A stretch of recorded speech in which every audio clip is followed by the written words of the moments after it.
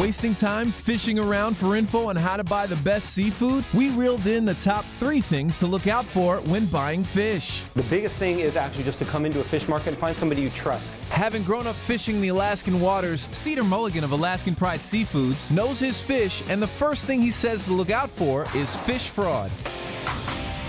The most counterfeited fish you're going to find are typically going to be a salmon, because the look between the farmed and the wild is not much.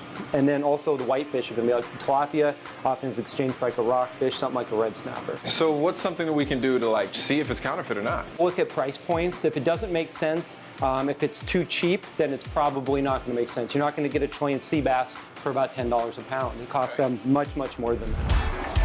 The next question, fresh or frozen? The great debate is fresh or frozen. And you see a fish just sitting on wet ice, that one is either a truly fresh fish or it is a refresh fish, which is one that was frozen and then thawed out and put on that ice. The downside of that is you actually don't know when it was thawed out. No matter what, use your non-frozen fish within 4 to 5 days. If you get a frozen fish, it usually has a date label on it. You thaw it out a month, 2, 3 months later, and it's perfect. It's just like it came out of the water.